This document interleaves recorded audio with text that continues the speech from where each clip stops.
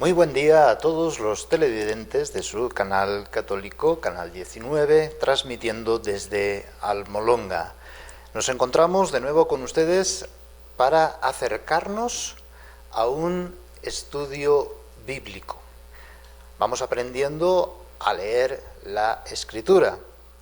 Hemos descubierto cómo lo más importante no es la letra en sí misma, sino se trata de un acontecimiento, un hecho, un evento. Es Dios mismo quien sale a nuestro encuentro, nos habla y también nos libera, nos salva. Promete protegernos y estar siempre con nosotros. Y es un hecho actual, es decir, es aquí, hoy y ahora que Dios sale a nuestro encuentro. No es un recuerdo nostálgico de un pasado. Por lo tanto, lo primero es el acontecimiento. Lo segundo es la transmisión oral. Hemos dicho de boca en boca, que hoy pues hay una recopilación de la tradición oral, que es el Talmud, que ya lo explicábamos. Posteriormente, o al mismo tiempo, se encuentra la celebración, la liturgia. Y hemos descubierto la importancia de la liturgia, del zakar. Zakar es una palabra hebrea traducida al griego como anamnesis y al latín como conmemoración, memorial, memoria, y así lo traducimos pues al español, que es latín vulgar.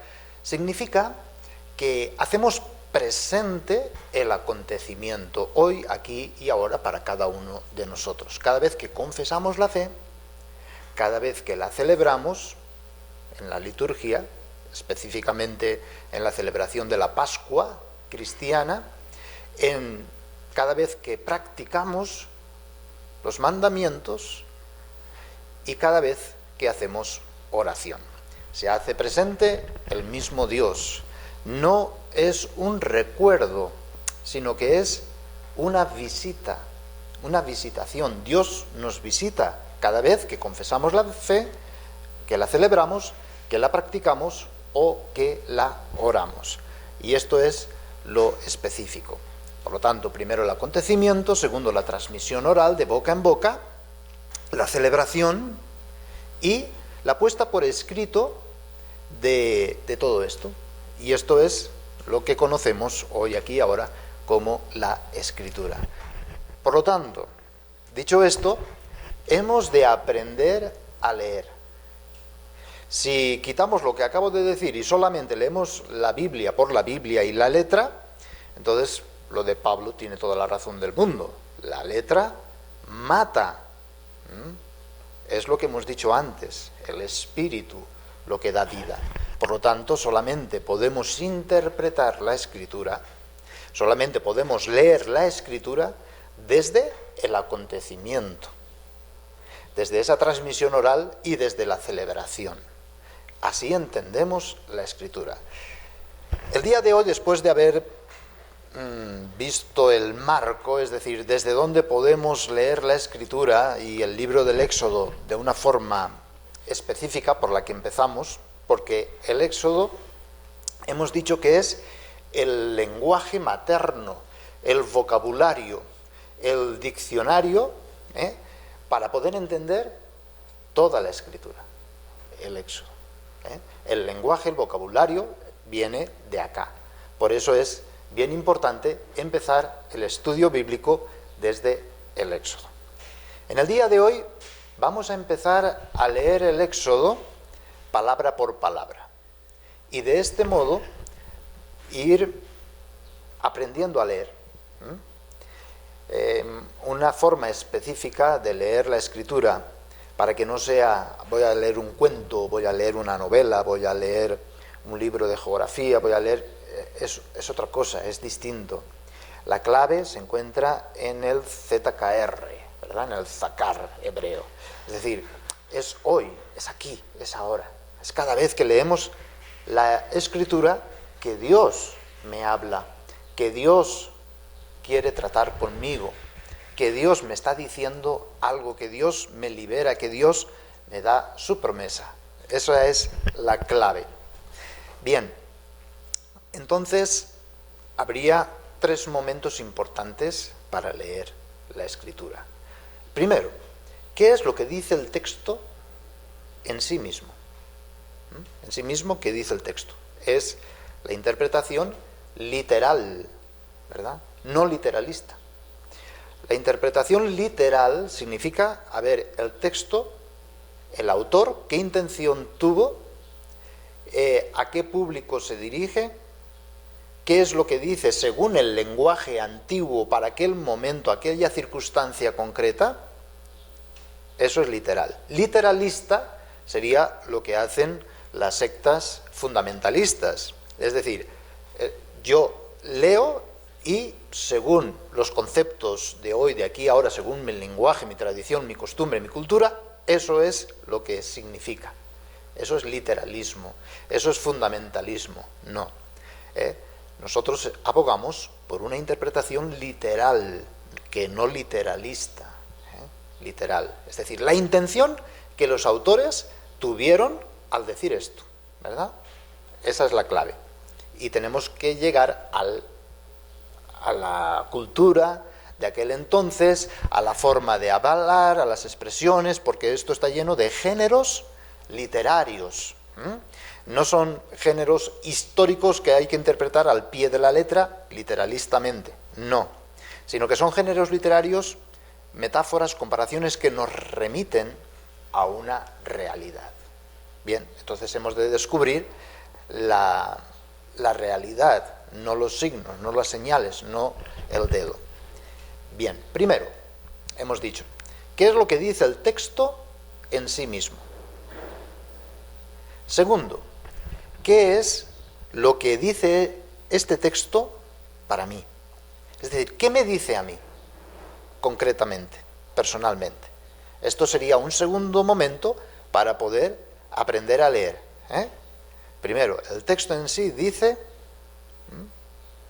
Segundo, ¿qué es lo que el texto me dice a mí, aquí y ahora, en mis circunstancias, en mi situación concreta? Y tercer punto, podríamos variar, ¿verdad?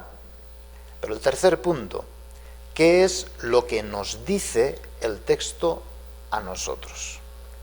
Como comunidad, como pueblo de Dios. Entonces, repetimos. Primero, ¿qué dice el texto en sí mismo? Segundo, ¿qué dice el texto a la comunidad, como pueblo, como iglesia, que nos dice? Como familia, que es la primera iglesia. Y tercero, ¿qué es lo que me dice el texto a mí, aquí y ahora, según mi situación y mis circunstancias? Segundo y el tercer punto, como vemos, lo podemos intercambiar. Bien, abramos nuestras Biblias por el libro del Éxodo, capítulo 1, y vamos a ir descubriendo qué es lo que nos dice el texto en sí mismo. ¿Ya lo tienen? Es el segundo libro de la Biblia, Pentateuco, son 5 libros. El segundo libro es el libro del Éxodo, el primero es el Génesis. Bien, vamos a irlo leyendo desde esta traducción o interpretación de la Biblia de América, de la Casa de la Biblia del Verbo Divino. Dice así, capítulo 1, versículo 1. En las Biblias hay títulos, ¿verdad? Y hay explicaciones. Entonces eso no es lo que interesa. Incluso los numeritos, pues es una guía. Los numeritos no fueron escritos desde el principio. Eso hace muy poco tiempo, ¿verdad? Hace como 100, 200 años, fueron puestos por un religioso los números para tener una idea, pero al principio pues no existían los numeritos. Bien, capítulo 1, versículo 1. Estos son los nombres, en hebreo, Eye Semot, que es como se titula el Éxodo, por estas palabras, Semet. La palabra Éxodo, hemos dicho que fue la traducción al griego de los 70. Estos son los nombres de los israelitas que se trasladaron a Egipto con Jacob, cada uno con su familia: Rubén, Simeón, Leví, Judá, Isaacar, Zabulón, Benjamín, Dan, Neftalí, Gad y Aser, contando a José, que estaba en Egipto. Los descendientes directos de Jacob eran en total 70. Murió José, así como sus hermanos, y toda aquella generación. Los israelitas eran muy fecundos y se multiplicaron mucho, aumentaban progresivamente y llegaron a ser tan numerosos que llenaron toda aquella región. Del versículo 1 al 7. Vemos aquí cómo el autor une el final del Génesis al principio del Éxodo. Bien, en los últimos capítulos del Génesis tenemos este mismo mensaje de cómo llegan pues a Egipto los hijos de Jacob, bien, las 12 tribus de Israel. Se enmarca el Éxodo en la historia. 12 tribus. Es una historia patriarcal. Bien, Jacob tuvo los 12 hijos y entonces fueron las 12 tribus de Israel que conformaban el pueblo, ¿verdad? Dividido por tribus. Era un pueblo patriarcal. El hilo o el tema central es un Dios paterno. Por eso, una estructura patriarcal viene de patriarca, de padre, que es como semejanza, imagen del Dios paterno y fiel.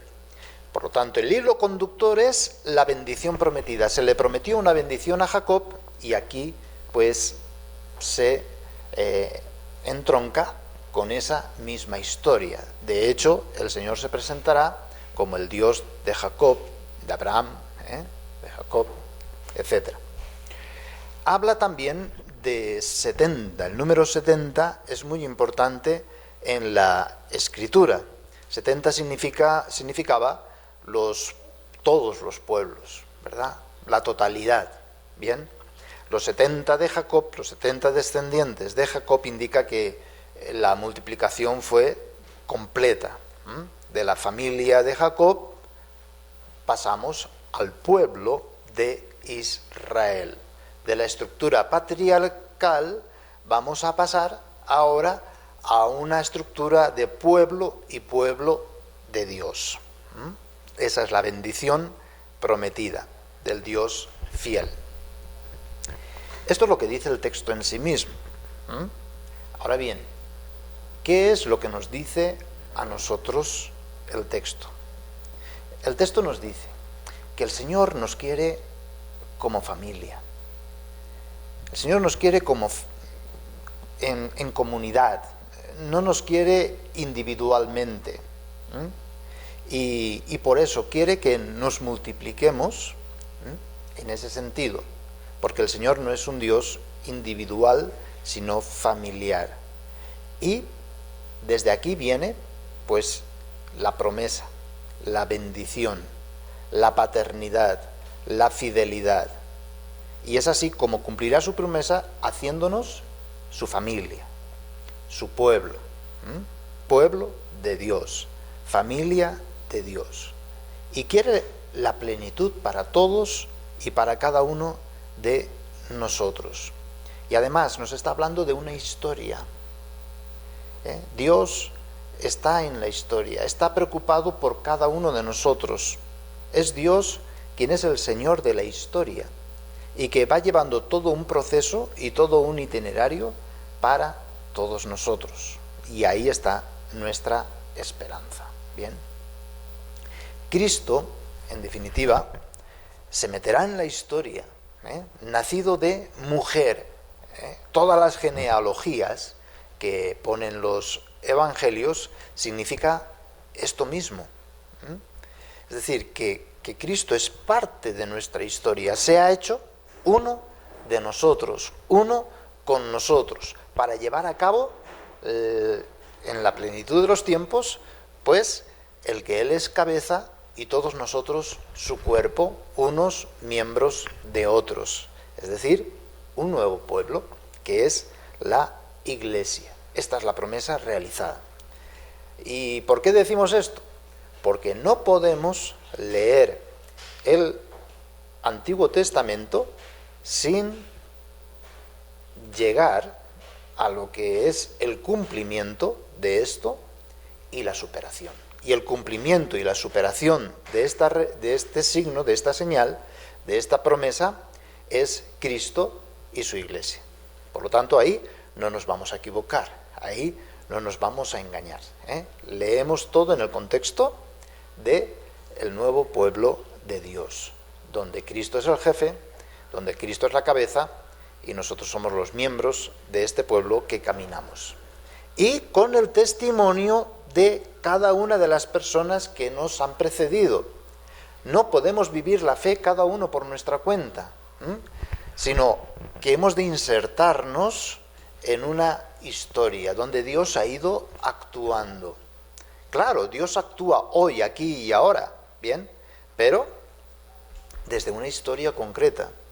La fe no empieza con el Éxodo, con Moisés, no, ya viene de antes, de unos padres, de un pueblo, y yo tengo que implicarme o insertarme en este pueblo, para decir yo soy de este pueblo, ¿verdad? Yo soy uno de ellos realmente. La fe no es individual, la fe tiene una historia, y yo solamente llegaré a la salvación si me inserto en esta misma historia de salvación. Bien, seguimos. ¿Qué es lo que me dice a mí personalmente? Me dice a mí que yo soy parte de la historia, yo soy parte del pueblo. Yo no soy un individuo delante de Dios y Dios no me ve como un individuo. Dios me ve a mí como parte integrante de una historia, donde yo tengo una responsabilidad muy concreta. Pero yo me tengo que considerar como familia, como pueblo, nunca individualmente. No es que yo tengo fe en Dios, yo creo en Dios, a mí me da igual lo de antes y lo de después. No puede ser. Nuestra fe es comunitaria, nunca es individual. Nadie puede creer por su cuenta.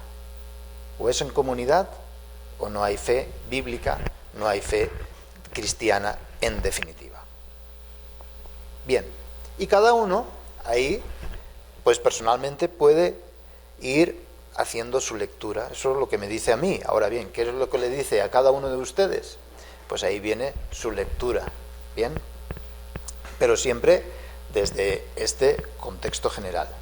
El texto que me dice a mí, el texto que dice en sí mismo, el texto que nos dice a nosotros como comunidad, como pueblo, y el texto que me dice a mí concretamente. La importancia de la transmisión. Por ejemplo, a un papá de familia, ¿qué le dice este texto? La importancia de la transmisión de la fe. Son nuestros padres, es la fe de nuestros padres. Es lo que ellos han experimentado y lo que ellos han transmitido de generación en generación. Dios es fiel y cumple sus promesas en mis bisabuelos, tatarabuelos, en mis papás, y ahora yo soy el encargado de transmitir esa misma fe. En la circunstancia que me encuentre y como me encuentre, transmitir esa fe y saber que Dios es Padre y que es fiel.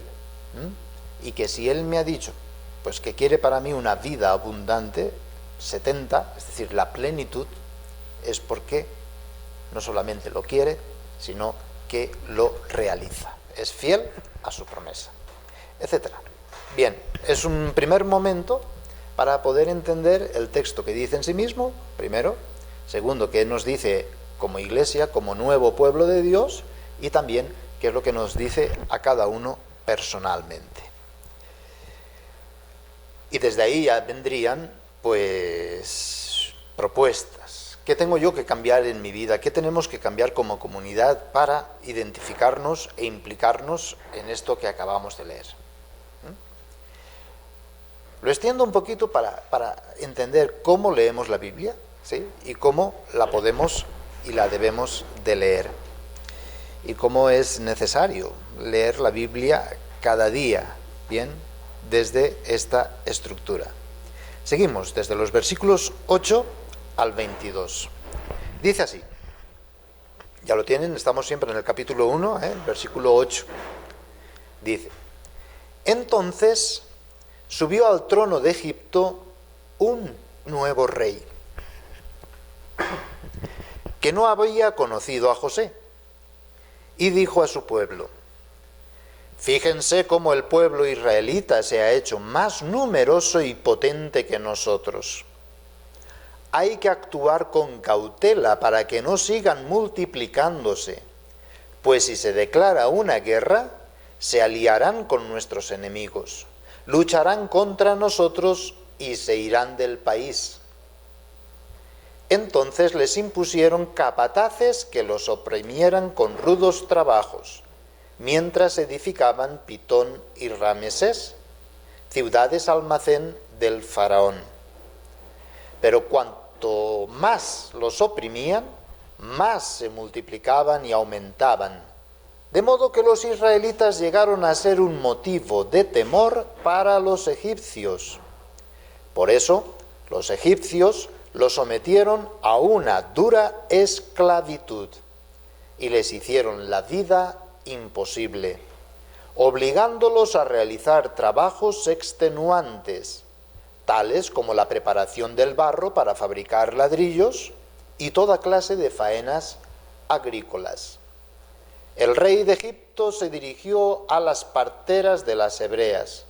Una se llamaba Sifrá y la otra Fuá, y les ordenó, cuando asistan a un parto de las hebreas, fíjense en el sexo. Si es niño, mátenlo.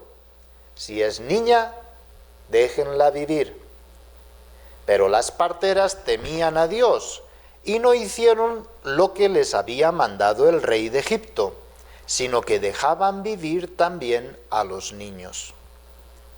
Entonces el rey mandó llamar a las parteras y les dijo, ¿por qué han hecho esto? ¿Por qué han dejado vivir a los niños?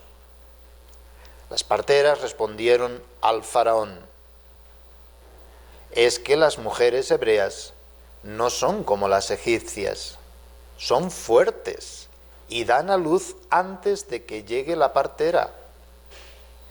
Dios premió a las parteras. El pueblo siguió multiplicándose y llegó a ser muy poderoso. Por haber temido a Dios, Él concedió a las parteras una buena descendencia. Entonces el faraón dio esta orden a todo su pueblo: arrojen al río a todos los niños que nazcan. A las niñas, déjenlas vivir. Hemos leído este texto del versículo 8 al 22. Vamos a ver qué es lo que dice el texto en sí mismo, después de haber hecho una primera lectura. Vemos la opresión egipcia, un faraón receloso, que el pueblo se hubiera hecho tan grande, se hubieran multiplicado, que fueran tan fuertes. Es enemigo duro y feroz. Primero habla de opresión, segundo de trabajos que amargan la vida a los hebreos, y lo tercero, la orden de acabar con el futuro del pueblo, es decir, matar a los niños, el genocidio. Y hoy en día todavía existe eso, ¿verdad? Es decir, no entendemos cómo los niños son el futuro, y si matamos a los niños o desentendemos a los niños, estamos destruyendo a un pueblo. Y esto es lo que hace todo enemigo duro y feroz. Y fijémonos acá. Ya vemos a los hebreos indefensos, sin posible ayuda externa. Y justamente serán liberados por medio de la indefensión, por medio de la debilidad, de los más débiles. Aquí surge las parteras, pobres mujeres, y surge lo más débil, podríamos decir, en aquel tiempo, ¿verdad? Y casi también en sociedades machistas. Será la sensibilidad femenina, esa sensibilidad humanitaria de las parteras, las que desobedecen las órdenes del rey de Egipto, por temor a Dios. La obediencia y el temor a Dios tiene su recompensa, pero van a ser los pobres, los débiles, empezando por las mujeres, con su sensibilidad femenina. Serán ellas, las débiles, las que van a salvar, las que inician a salvar. Por eso Dios las premia. Aunque la ferocidad y la dureza del faraón llega a otro extremo. Arrojen al río a todos los niños que nazcan. Es decir, matemos a todos los niños, de todas maneras, arrojándolos al río. Quiere hacer desaparecer el pueblo de Israel. Esto es lo que dice el texto en sí. ¿Qué nos dice a nosotros, como nuevo pueblo de Dios? ¿En qué lugar ponemos nosotros a la mujer? ¿Tenemos en cuenta la sensibilidad femenina, esa humanidad? O peor, hoy en día hay tantas mujeres que matan a sus propios hijos antes de nacer. Tremenda realidad, por ejemplo, la del aborto, la de los anticonceptivos. Estamos perdiendo esa fuerza de lo débil.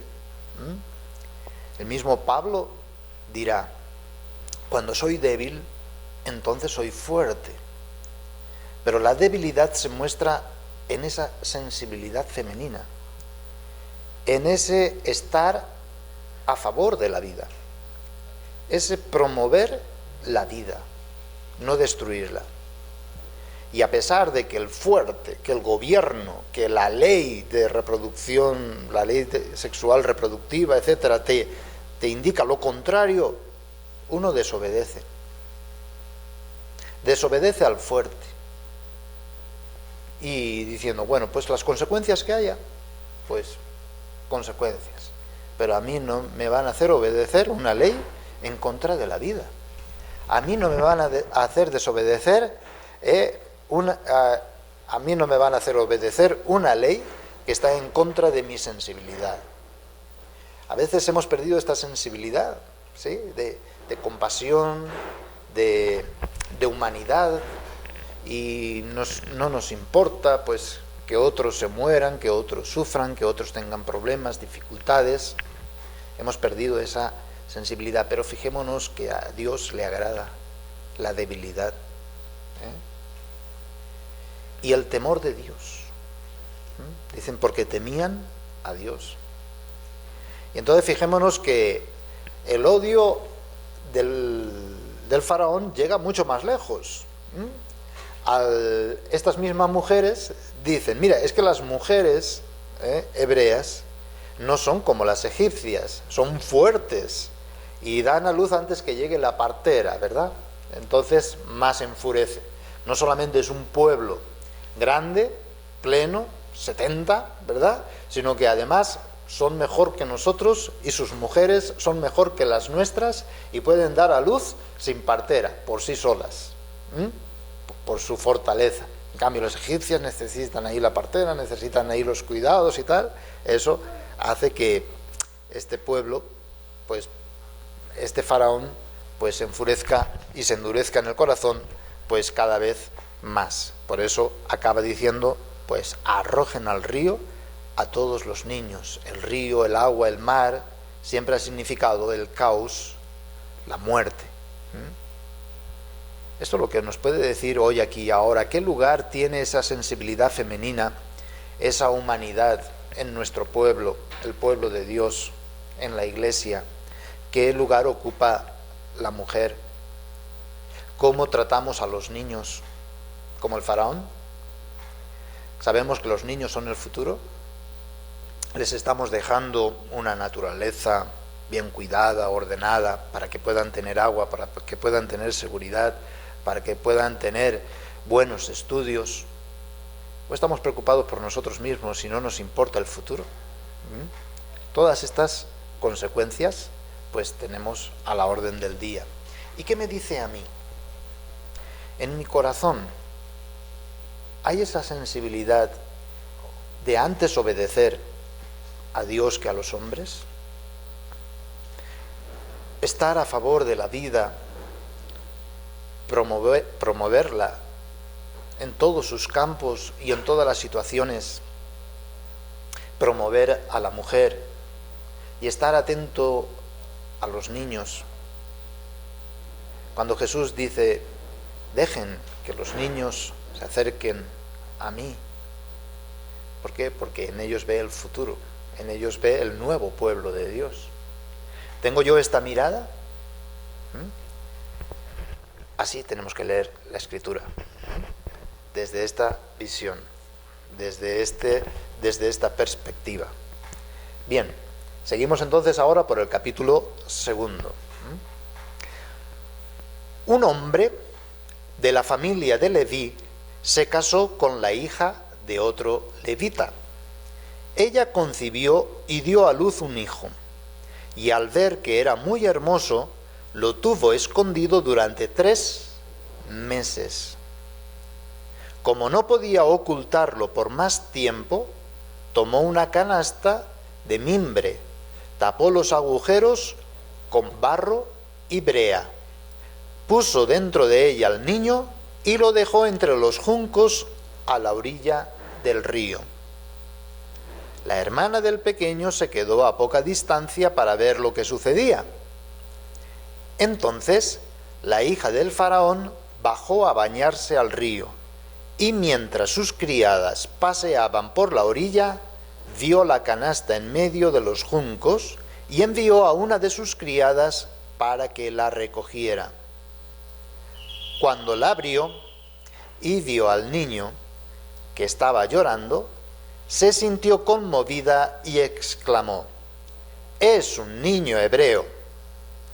Entonces la hermana del pequeño dijo a la hija del faraón, «¿Quieres que te consiga una mujer hebrea para que te críe este niño?». La hija del faraón le respondió, «Consíguela».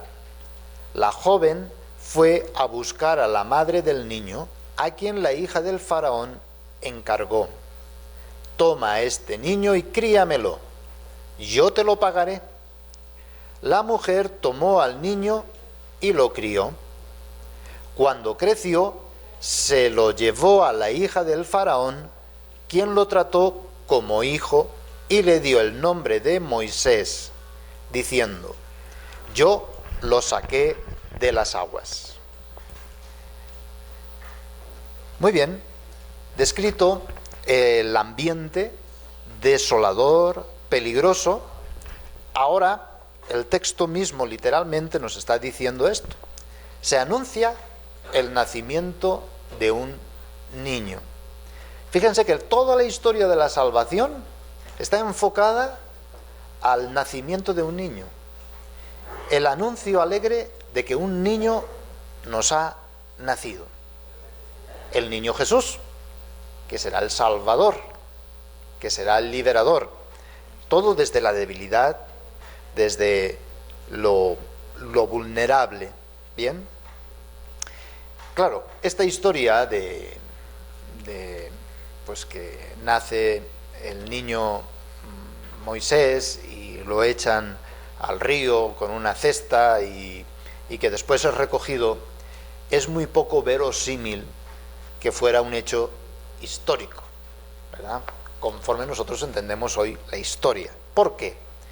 Porque ya había una leyenda antiguamente, anterior, que era de Sargón I, que fue el fundador del imperio semita de Akkad, y dice que le pasó lo mismo, ¿verdad? Entonces es una forma de tomar una leyenda que ya existía y aplicársela a Moisés, ¿bien? O sea que históricamente pues es muy probable que eso no sucedió, no pasó. Ahora bien, el contenido y el significado sí, es lo importante, y en esto tenemos que tenerlo muy claro. Es decir, algunos dicen, pues la Biblia dice mentiras. No. Cuenta un cuento, para que uno sepa el significado, el sentido, y a eso es a lo que vamos. Literalistamente uno dirá, no, eso pasó y le pasó a Moisés. No, nosotros vamos a lo literal, no al literalismo fundamentalista propio de las sectas evangélicas. No, lo literal es que es un cuento, ¿verdad? Y es un cuento que nos indica una realidad, una verdad de fe, y a eso vamos. Moisés, el nombre de Moisés. Moisés es un nombre egipcio, o sea, en principio no es hebreo, por lo tanto no tiene más sentido. Pero popularmente, pues lo interpretaban como si fuera hebreo, ¿bien? Y entonces lo explicaban diciendo, Moisés es el que saca, o el sacado. Vemos aquí este juego que también el profeta Isaías hablará de él. Es decir, acuérdense de Moisés, dice Isaías, por capítulo 51 creo que es, el que saca o el que es sacado. Juega con el nombre de Moisés, ¿verdad? Porque en definitiva es Dios el que saca, y Moisés es sacado, pero también al mismo tiempo Moisés es el que saca, el que sacó al pueblo de Israel de la esclavitud de los egipcios. Bien, y también es digno de estudio cómo se detiene en la canasta o en la cesta, y el nombre que le pone a la cesta o la canasta le llama Tebá, TBH. ¿Y eso qué significa? Es el mismo nombre que se le da al arca de Noé, al arca de Noé. El agua, ¿verdad?, por una canasta pues pasa por los orificios que tiene, entonces es recubierta con barro, ¿verdad? Es decir, el agua siempre ha significado caos, muerte, pecado, opresión, y entonces se tapa bien para poderse salvar, ¿bien? Entonces la canasta es descrita también, o la cesta, como se hizo el arca de la alianza. Entonces nos indica y nos lleva a cuestiones muy concretas, pero fundamentalmente, ¿saben a qué nos lleva? Una cesta, una canasta que libera, que es echada al río, a la muerte, es débil, vulnerable. ¿A qué nos recuerda? Hemos dicho que tenemos que interpretarlo todo desde Cristo y su iglesia. Ya lo han dicho, ¿verdad? Al pesebre donde fue puesto Jesús. Ahí está. ¿Y a qué nos lleva? Llevamos este tesoro en vasijas de barro, en algo débil, en algo frágil, en algo vulnerable. La iglesia, la iglesia. Entonces, así hemos de leer la Escritura, así hemos de leer el Éxodo. La misma Escritura nos explica la razón y el sentido de cada cosa, y entendamos que todo es signo y señal de una realidad. No nos quedemos en la letra, sino en el espíritu. Todo habla de Cristo y su iglesia, y nuestra lectura católica es qué nos dice de Cristo o qué nos dice de la iglesia. Por lo tanto, nos lleva al pesebre. Fijémonos, mujeres, parteras, sensibilidad femenina, un niño puesto por mujeres en una cesta, porque tiren al río, ¿verdad? A los niños. Tiran a Moisés al río, pero lo tiran, sí, como diciendo, no a la muerte, ¿verdad? Sino a ver si puede estar a la vida. Son, otra vez, mujeres, las criadas, que recogieron al niño por orden de la hija del faraón. De repente aparece la hermana de Moisés y dice, pues si Moisés era el único hijo, ¿de dónde aparece esa hermana, verdad? Son las formas literarias de hablar. ¿Tenía una hermana Moisés? A saber, si era el primogénito, ¿cómo va a tener una hermana mayor? No. Pero bueno, esto no es lo importante, por eso no nos quedemos en el detalle, porque nos vamos a perder, como se pierden los evangélicos, no. Es un niño hebreo, exclamó, ¿verdad? Y entonces dice, ahí está la hermana del pequeño Moisés, dice, con esa astucia femenina, te consigo una mujer para que la amamante, una mujer hebrea para que la amamante, y la hija del faraón toda diciendo, pues sí, mira, pues me he encontrado un niño, yo lo voy a cuidar, y entonces, y la hermana se la lleva a su propia mamá, a la mamá de Moisés, que va a amamantar a ese niño. Y fijémonos también, qué curioso es, ¿verdad? Serán los mismos enemigos los que cuiden y eduquen a quien los va a masacrar al final, porque va a ser liberado, ¿verdad?, el pueblo de Israel, pero va a ser liberado por un niño que ellos van a acoger y van a educar y van a cuidar. Es ahí la paradoja de Dios, ¿bien? Dios se fija en lo débil para así confundir al fuerte y a los fuertes, al pobre y al sencillo para así confundir a los sabios y entendidos. Se cumple constantemente. Bien, la hermana será la mediadora entre la hija del faraón y la mamá de Moisés. Salvan al niño. ¿A qué nos recuerda esto? Inmediatamente nuestra cabeza va al capítulo 2 del Evangelio según San Mateo, que también el niño es salvado, constantemente liberado. Ahí viene el pesebre, ahí viene envuelto en pañales y recostado en un pesebre, el cuidado de una madre, la maternidad, bien, y cómo pues es salvado este niño constantemente. De ahí vemos cómo también Herodes quería matar a los niños, ¿verdad?, a los inocentes. Es liberado, es salvado para que no maten al niño. Es decir, se refiere al Éxodo, pero clarísimamente. Entonces Herodes mandó matar a todos los niños. A saber, la intención de Mateo es decir que se cumple lo mismo. Y ahora, ¿qué es lo que nos dice este texto a cada uno de nosotros? ¿Queremos ser fuertes o queremos ser débiles? Dios muestra su fuerza en la debilidad humana, en la sensibilidad humana, cuando hay amor femenino en el sentido de gratuidad, de compasión, de ser capaz de entregar la propia vida. Es en esa debilidad del amor donde mostramos la fortaleza de Dios.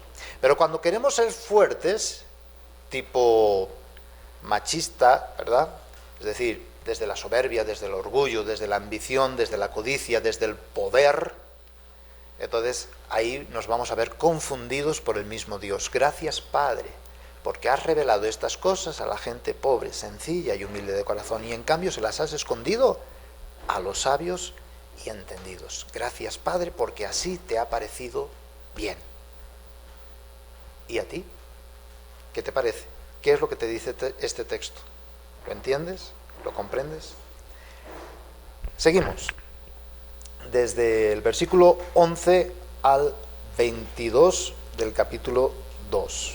Dice así: Cierto día, siendo ya mayor, Moisés fue a donde estaban sus hermanos. Vio sus duros trabajos y observó cómo un egipcio maltrataba a uno de sus hermanos hebreos. Miró a todos lados y viendo que no había nadie, mató al egipcio y lo enterró en la arena. Salió también al día siguiente. Vio a dos hebreos peleando y dijo al agresor: ¿por qué golpeas a tu compañero? Pero éste le contestó, ¿quién te ha constituido jefe y juez entre nosotros? ¿Piensas matarme como mataste al egipcio? A Moisés le entró miedo y pensó, sin duda que la cosa se sabe. El faraón se había enterado también de lo sucedido y trataba de matar a Moisés. Pero Moisés huyó del faraón y se asentó en el país de Madián, junto al pozo. El sacerdote de Madián tenía 7 hijas. Vinieron éstas a sacar agua, y cuando estaban llenando los bebederos para dar de beber al rebaño de su padre, llegaron unos pastores y las echaron de allí. Entonces Moisés salió en defensa de las jóvenes y dio de beber al rebaño. Cuando regresaron a casa de su padre, Raguel, éste les preguntó, ¿por qué regresan tan pronto hoy? Respondieron, es que un egipcio nos defendió de los pastores. Se puso a sacar agua y dio de beber a nuestro rebaño. Él les preguntó, ¿y dónde está? ¿Por qué han dejado que se vaya una persona así? Llámenlo y que coma algo. Moisés decidió quedarse con aquel hombre y él le dio como esposa a su hija Séfora. Ella dio a luz un hijo y Moisés le llamó Gersón, porque dijo, soy extranjero en tierra extraña. Mucho tiempo después murió el rey de Egipto. Los israelitas, esclavizados como estaban, gemían y clamaban, y sus gritos de auxilio llegaron hasta Dios desde su esclavitud. Dios escuchó sus lamentos y recordó la promesa que había hecho a Abraham, Isaac y Jacob. Dios se fijó en los israelitas y comprendió su situación. Hasta aquí el capítulo 2. Vemos las 3 salidas de Moisés. Los números son muy importantes y también lo reflejan. Al tercer día resucitó, ¿verdad? Pero tenía que pasar por esa pasión, por esa muerte. La primera salida de Moisés es significativa porque recupera la vida patriarcal. Es decir, sale de la seguridad que le da el poder, porque estaba entre los egipcios, y visita a sus hermanos oprimidos. Primero defiende a un hermano hebreo, matando a un egipcio. En la segunda salida de Moisés, la violencia para defender. Pero no es reconocida su autoridad por sus hermanos. La tercera salida es cuando huye al monte Madián y encuentra, fíjense, sale del poder y encuentra una casa, un hogar, una esposa, un hijo, Gersón. Gersón significa hijo de emigrantes.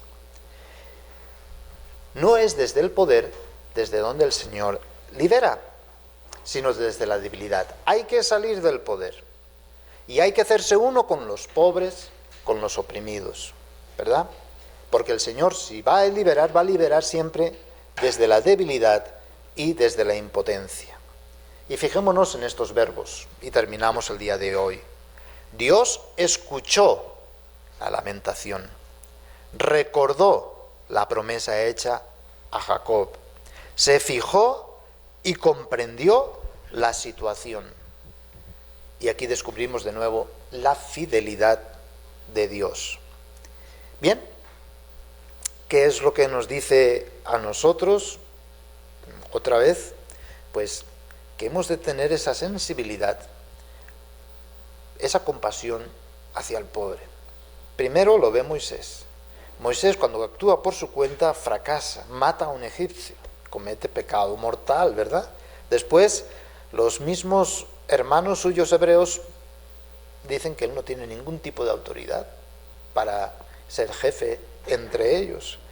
Después huye al monte Madián, allá pues hace su vida, pero llama a su hijo, curiosamente, Gersón, que significa hijo de extranjero, hijo de emigrantes.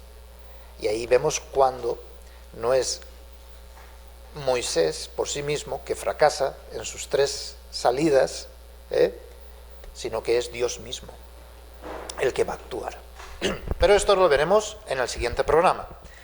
Estos 2 primeros capítulos he querido hacerlos pues así, extensibles, para poder comprender la globalidad. Se trata de aprender a leer la Biblia. ¿Qué es lo que dice el texto en sí? ¿Qué es lo que nos dice como comunidad, como familia? ¿Y qué es lo que me dice a mí? ¿Qué impacto me produce? ¿Qué tengo que cambiar de mi vida? ¿Y cómo? ¿Qué horizonte nuevo se me abre? ¿Verdad que uno se implica? ¿Y verdad que uno es el que siente y experimenta la presencia de Dios hoy, aquí, ahora, en nuestra situación y circunstancia?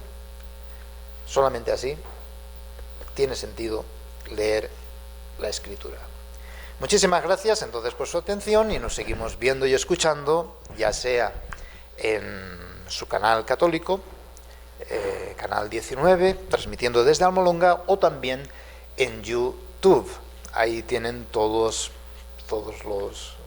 las indicaciones, en familiadelapalabra.com, ahí también pueden entrar, o en mi Facebook, facebook.com/pep.march, también ahí está constantemente, cada día, y están los videos. Muchísimas gracias entonces por su atención y seguimos viéndonos para aprender a leer la Escritura.